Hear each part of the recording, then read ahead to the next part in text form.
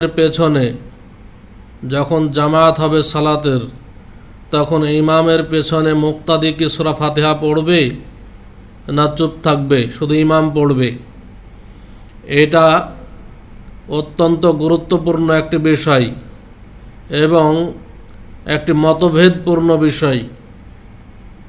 এই মাসআলাটির উপরে বিরাট মতভেদ আছে। ওলামায়ে কেরাম এর মধ্যে বড় ধরনের মতভেদ পরিলক্ষিত হয়। তাই আজকে এই বিষয়ে দালিলিক আলোচনা করব ইনশাআল্লাহ। আসলেই কোনটা সহি, আমরা কি সূরা ফাতিহা পড়ব না পড়ব না, রাসূলুল্লাহ সাল্লাল্লাহু আলাইহি ওয়াসাল্লাম কী করেছেন এবং সাহাবায়ে কেরাম রাসূল সাল্লাল্লাহু আলাইহি ওয়াসাল্লামের পেছনে সূরা ফাতিহা পড়তেন কি পড়তেন না, সে ব্যাপারে আমরা দালিলিক আলোচনা করব ইনশাআল্লাহ। যদি আমরা এই বিষয়টি পর্যালোচনা করি তাহলে তিনটি কওল, তিনটি উদ্ধৃতি আমরা পাই, তিনটি মতামত পাওয়া যায়। এক নাম্বার মত হইল যে সূরা ফাতিহা পড়বে না, সেটা জাহরি সালাত হোক বা সিররি সালাত হোক।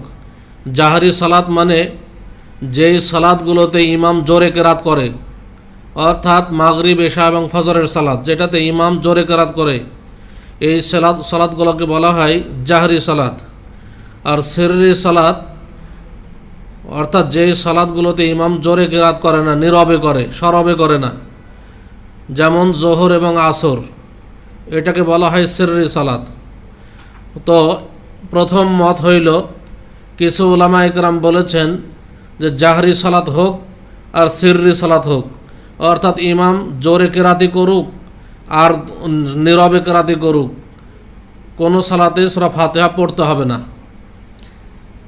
ইমাম সূরা ফাতিহা পড়লেই হবে, মুক্তাদিদেরকে পড়তে হবে না।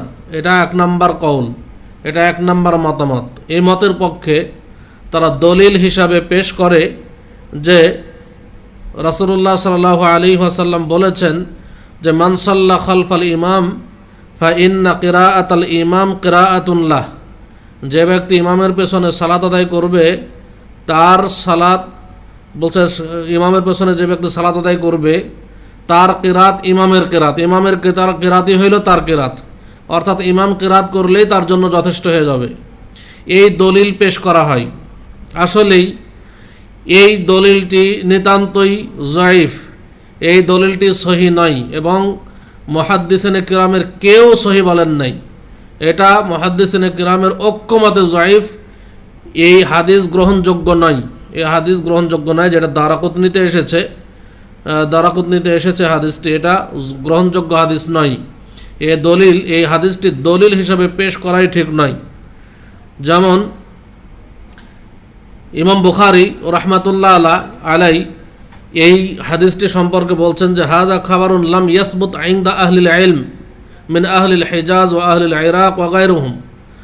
বলছেন যে এই হাদিসটি আহলুল ইলমের নিকটে গ্রহণযোগ্য নয়, এটা সাবেত নয়, হাদিস হিসেবে সাব্যস্ত নয়। সেটা আহলুল হেজাজবাসীদের নিকটে হোক, ইরাকবাসীদের নিকটে বা অন্যান্য কোনো আহলুল ইলম যারা, তাদের নিকটে হাদিস হিসেবে, সহিহ হাদিস হিসেবে সাব্যস্ত নয়। লিইরসালিহি ওয়া ইনকিতাইহি, কারণ এটা মোরসাল এবং এর মধ্যে ইনকিতা আছে। ইনকিতা মানে এর মধ্যে রাবি যেগুলো আছে তার মধ্যে এক রাবির সাথে আরেক রাবির মুনকিতা হয়ে গেছে, ইনকিতা হয়ে গেছে, বিচ্ছিন্নতা রয়েছে। এক রাবির সাথে অন্য রাবির ইনকিতা অর্থাৎ বিচ্ছিন্নতা রয়েছে, অতএব এই হাদিস গ্রহণযোগ্য নাই।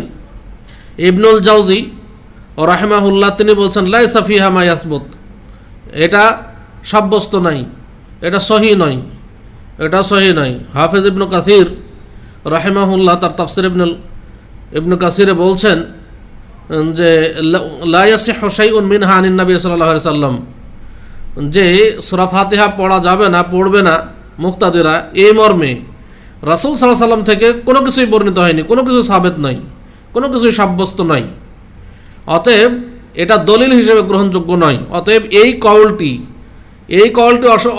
মানে খুব কম সংখ্যক মানুষই বলেছেন, খুব কম সংখ্যক ওলামা ইকরামই বলেছেন এটা আগেই বাতিল, এই কওল গ্রহণযোগ্য নয় যে মুক্তাদিরা সূরা ফাতিহা পড়বে না, সেটা জাহরি সালাত হোক বা সিররি সালাত হোক, এটা পড়বে না, এটা গ্রহণযোগ্য কোনো হাদিস নেই।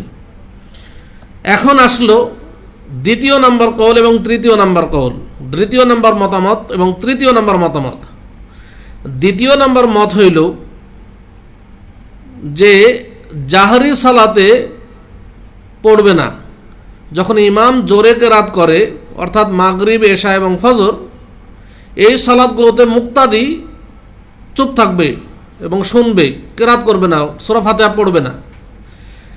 আর যেগুলো সিররি সালাত যেমন জোহর এবং আসর, এগুলোতে যেহেতু ইমাম সরবে কিরাত করে না সেহেতু পড়বে। এটা 2 নম্বর মত।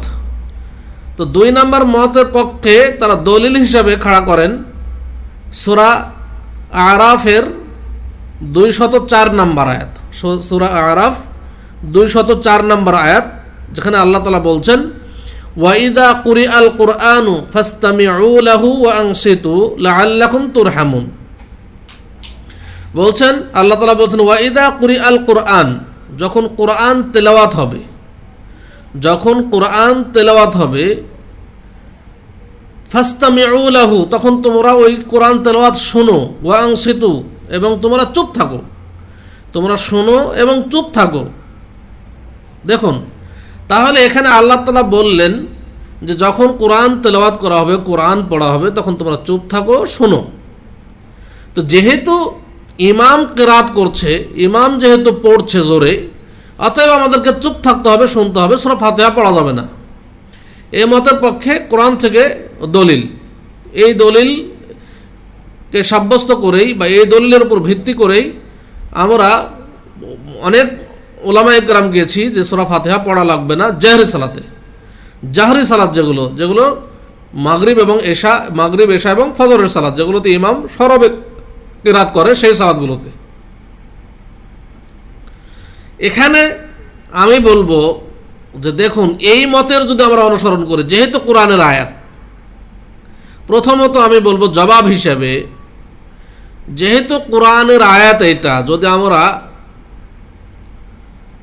এই কোরআনের আয়াতের অনুসরণ করতেই চাই, তাহলে 5 ওয়াক্ত সালাতে মোট 17 রাকাত ফরজ সালাত। আমি যদি বলি যেমন জোহরের 4 রাকাত, আসরের 4 রাকাত 8 রাকাত, মাগরিবের 3 রাকাত 11 রাকাত, এশার 4 রাকাত 15 রাকাত, আর ফজরের 2 রাকাত 17 রাকাত। তাহলে 5 ওয়াক্ত সালাতের মধ্যে ফরজ সালাত হইল 17 রাকাত। তার মধ্যে ইমাম সরবে কেরাত করে বা জোরে কেরাত করে মাত্র 6 রাকাতে, মাত্র 6 রাকাতে জোরে কেরাত করে। মাগরিবের 2 রাকাত, এশার 2 রাকাত, ফজরের 2 রাকাত। মাগরিবের প্রথম 2 রাকাত, এশার প্রথম 2 রাকাত, আর ফজরের 2 রাকাত। এই মোট 6 রাকাতে ইমাম সরবে কেরাত করে, বাকি থাকলো আরো 11 রাকাত। তা আমরা যদি এই মতেরই অনুসরণ করি, তাহলে 6 রাকাতে না পড়লাম না, বাকি 11 রাকাত থাকলো, সেই 11 রাকাতেও কেন আমরা পড়ি না? আমরা অনেকেই দলিল হিসেবে এই আয়াতটি পেশ করি সূরা ফাতিহা পড়তে হবে না মর্মে।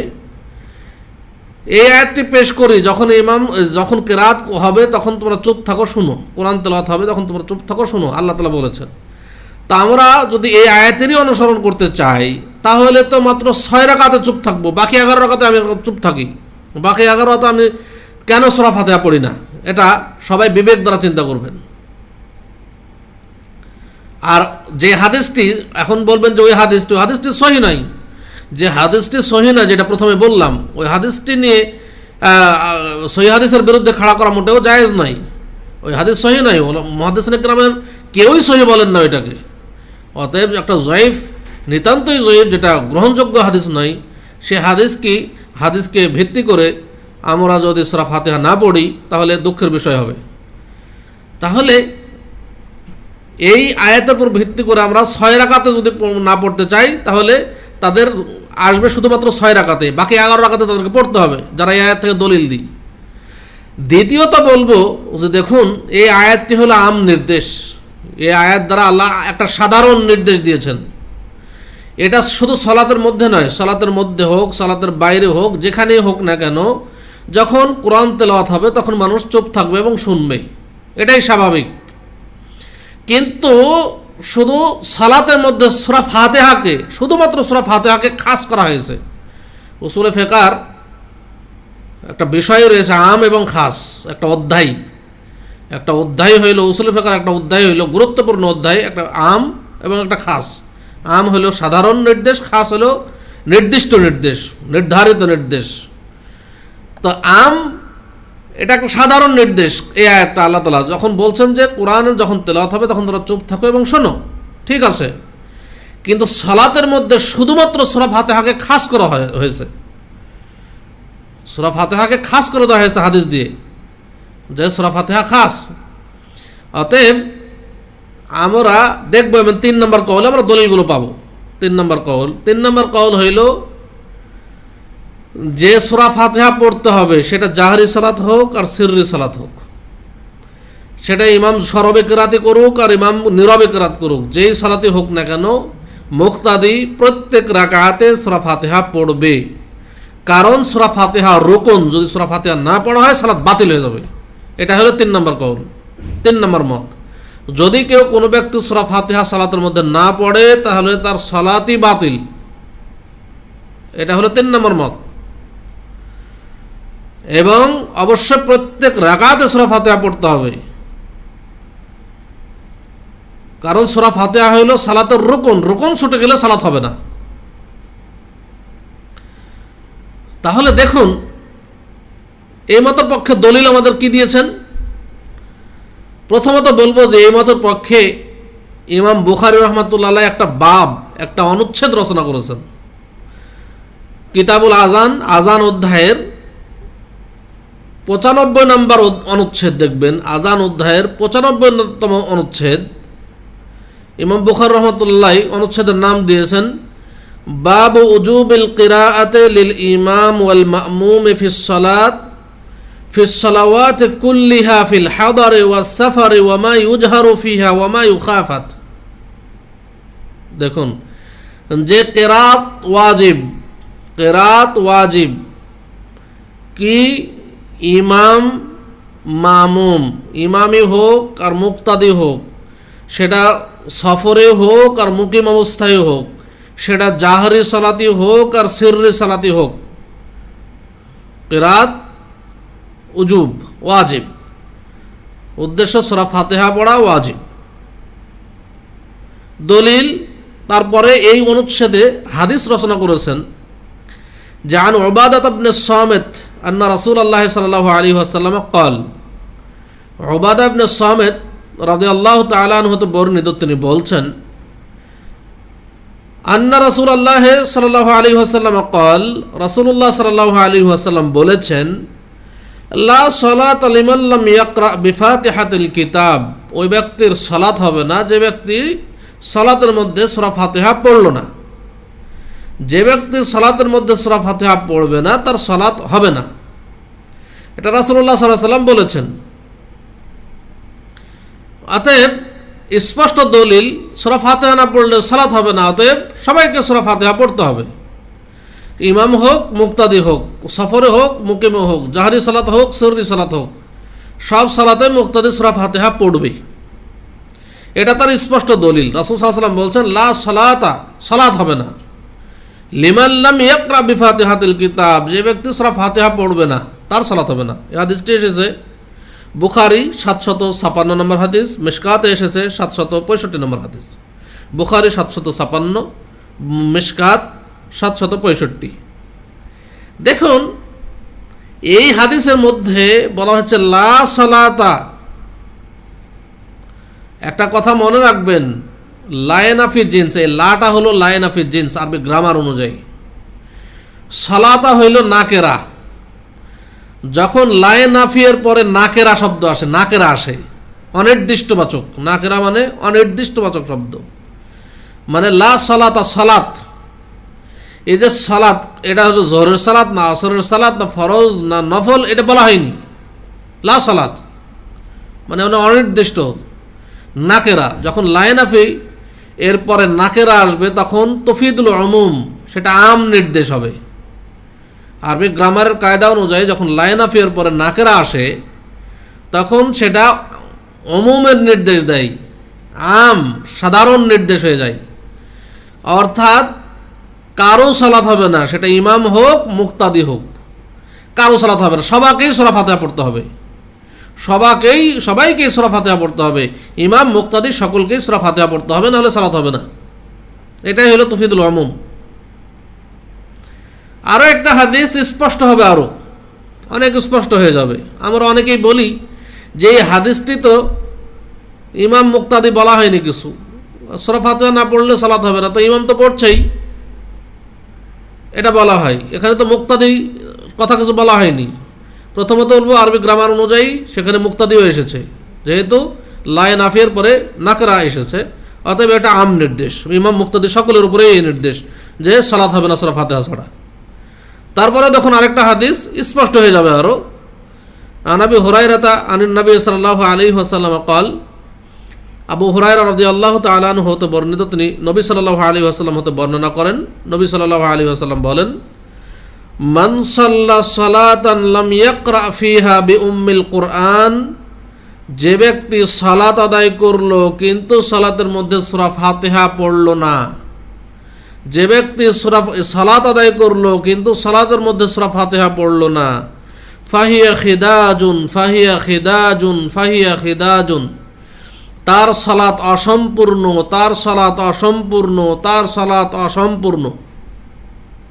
দেখুন তিনবার তাকিদ করার জন্য রাসূল সাল্লাল্লাহু আলাইহি ওয়াসাল্লাম বলছেন, যে ব্যক্তি সালাত আদায় করলো কিন্তু সূরা ফাতিহা পড়লো না, তার সালাত অসম্পূর্ণ। এই হাদিসটি যখন আবু হুরায়রা রাদিয়াল্লাহু তাআলা আনহু বর্ণনা করছেন, তখন আবু হুরায়রা রাদিয়াল্লাহু তাআলা আনহুকে প্রশ্ন করা হইল। অন্যান্য সাহাবায়ে কেরাম প্রশ্ন করলেন যে ইন্না নাকুনু ওয়ারা আল ইমাম, হে আবু হুরায়রা রাদিয়াল্লাহু তাআলা আনহু, যে আমরা যখন ইমামের পেছনে থাকি তখন আমরা কি করব? তখনও কি আমরা সূরা ফাতিহা পড়ব? যখন আমরা ইমামের পেছনে থাকি, যখন আমরা মুক্তাদি, তখন কি করব? ফাকালা, তখন আবু হুরায়রা রাদিয়াল্লাহু তাআলা আনহু বললেন, ইকরা বিহা ফি নাফসিক, যখন তুমি ইমামের পেছনে থাকবে তখন নিজে নিজে পড়ো। ইকরা বিহা ফি নাফসিক, তুমি নিজে নিজে সূরা ফাতিহা পড়ো। দেখুন স্পষ্ট, ইমামের পেছনে সূরা ফাতিহা পড়বো কি পড়বো না, স্পষ্ট হাদিস। কেন পড়বে বলছেন যে ফা ইন্নী সামি'তু রাসূলুল্লাহ সাল্লাল্লাহু আলাইহি ওয়াসাল্লাম ইয়াকুল, তোমরা এই জন্য ইমামের পেছনে নিজে নিজে সূরা ফাতিহা পড়বে, কেননা আমি রাসূল সাল্লাল্লাহু আলাইহি ওয়াসাল্লামকে বলতে শুনেছি। রাসূল সাল্লাল্লাহু আলাইহি ওয়াসাল্লাম বলেন, কাসামতুস সালাতা বাইনি ওয়া বাইনা আবদি নিসফাইন, আমি সালাতকে আমার এবং আমার বান্দার মধ্যে, আল্লাহ তাআলা বলছেন, রাসূল সাল্লাল্লাহু আলাইহি ওয়াসাল্লামকে বলতে শুনেছি যে আল্লাহ তাআলা বলেন। কি বলেন আল্লাহ তাআলা? যে কাসামতুস সালাতা বাইনি ওয়া বাইনা আবদি নিসফাইন, আমি সালাতকে আমার এবং আমার বান্দাদের মধ্যে অর্ধেক করে ভাগ করেছি। ওয়ালি আবদি মা সাআলা, আর বান্দার জন্য তাই থাকবে যা সে চায়। ফাইদা ক্বাল আল আবদু আলহামদুলিল্লাহি রাব্বিল আলামিন, যখন বান্দা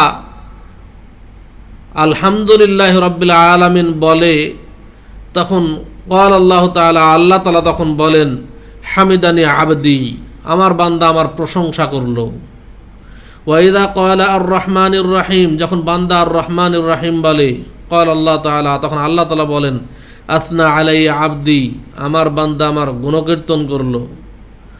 ওয়াইদা ক্বালা মালিকি ইয়াউমিদ্দিন, যখন বান্দা বলে মালিকি ইয়াউমিদ্দিন, ক্বালা, তখন আল্লাহ বলেন, মাজ্জাদানি আবদি, আমার বান্দা আমার মর্যাদা বৃদ্ধি করলো।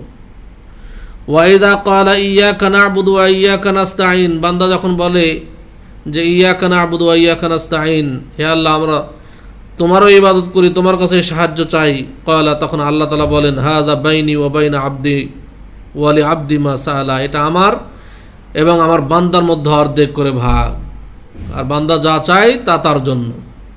তাহলে কেন এটা অর্ধেক ভাগ? কারণ ইয়্যাকা না'বুদু, ইবাদত হবে আল্লাহর জন্য, আর আল্লাহ বান্দাকে সাহায্য করবেন, আল্লাহর ইবাদত করবে বান্দা, বান্দাকে আল্লাহ সাহায্য করবেন। এটা বান্দার এবং আল্লাহর মধ্যে দুই ভাগে বিভক্ত। ফাইদা ক্বালা ইহদিনাস সিরাতাল মুস্তাকিম সিরাতাল লাযিনা আন'আমতা আলাইহিম গায়রিল মাগদুবি আলাইহিম ওয়ালাদ-দাল্লিন, বান্দা যখন এটা বলবে তখন আল্লাহ তাআলা বলবেন হাযা লি আবদি ওয়া লি আবদি মা সাআলা, এটা আমার বান্দার জন্য, কারণ এখানে আমার বান্দারই প্রার্থনা রয়েছে, আমি বান্দাকে দেব এটা। তাহলে সালাত কি আপনার সূরা ফাতিহাকে আল্লাহ তাআলা দুই ভাগে ভাগ করেছেন, যে বান্দার মধ্যে এবং তার মধ্যে দুই ভাগে ভাগ করেছেন। এবং এই হাদিসে স্পষ্ট বলে দেওয়া হয়েছে, এই হাদিসটি এসেছে সহিহ মুসলিম 395 নম্বর হাদিস এবং মিশকাতে এসেছে 823 নম্বর হাদিস। সহিহ মুসলিম 395 এবং মিশকাতে এসেছে 823 নম্বর হাদিস। তাহলে এই হাদিস থেকে স্পষ্ট বোঝা যায় যে ইমামের পেছনে মুক্তাদিরা সূরা ফাতিহা পড়বে। আর একটা হাদিস দেখুন, আন রিফাআত ইবনে রাফি'ইন قال রিফা ইবনে রাফি' রাদিয়াল্লাহু তাআলা আনহু বর্ণিত, তিনি বলেন জা রাজুলুন ফাসাল্লা ফিল মসজিদ, একদা এক ব্যক্তি মসজিদে আসলো এবং সালাত আদায় করলো। সুম্মা জা ফাসাল্লামা আলা নবী সাল্লাল্লাহু আলাইহি ওয়াসাল্লাম, সালাত আদায় শেষে রাসূল সাল্লাল্লাহু আলাইহি ওয়াসাল্লামকে এসে সালাম করলো। ফাকাল নবী সাল্লাল্লাহু আলাইহি ওয়াসাল্লাম, তখন নবী সাল্লাল্লাহু আলাইহি ওয়াসাল্লাম তাকে বললেন আইদ সালাতাকা, তুমি তোমার সালাত আদায় করো, পুনরায় আদায় করো। ফাইন্নাকা লাম তুসাল্লি, কারণ তুমি সালাত আদায় করোনি। ফাকাল আল্লিমনি ইয়া রাসূলুল্লাহ কাইফা উসাল্লি, তখন ওই ব্যক্তি রাসূল সাল্লাল্লাহু আলাইহি ওয়াসাল্লামকে বললেন যে হে আল্লাহ রাসূল সাল্লাল্লাহু আলাইহি ওয়াসাল্লাম, আপনি আমাকে সালাত শিখিয়ে দিন, আমি কিভাবে সালাত আদায় করব। ক্বালা ইযা তাওয়াজ্জাহতা ইলাল কিবলা, তখন রাসূল সাল্লাল্লাহু আলাইহি ওয়াসাল্লাম সালাত শিক্ষা দিচ্ছেন, যখন তুমি কিবলামুখী হয়ে দাঁড়াবে ফাকাব্বির, তখন তাকবীর বলবে আল্লাহু আকবার, সুম্মা ইকরা, অতঃপর সুম্মা ইকরা বিউম্মিল কুরআন, অতঃপর তুমি সূরা ফাতিহা পড়বে। তাহলে তাকবীর বলার পরে তুমি সূরা ফাতিহা পড়বে, ওয়া মা শা আল্লাহু আন তাকরা, অতঃপর তুমি আল্লাহ যা চান তুমি যা ইচ্ছা করো তাই পড়ো। তাহলে এই হাদিসটি এসেছে আবু দাউদ 859 নম্বর হাদিস, মিশকাতে এসেছে 804 নম্বর হাদিস। এই হাদিসে সূরা ফাতিহা পড়ার নির্দেশ দেওয়া হচ্ছে।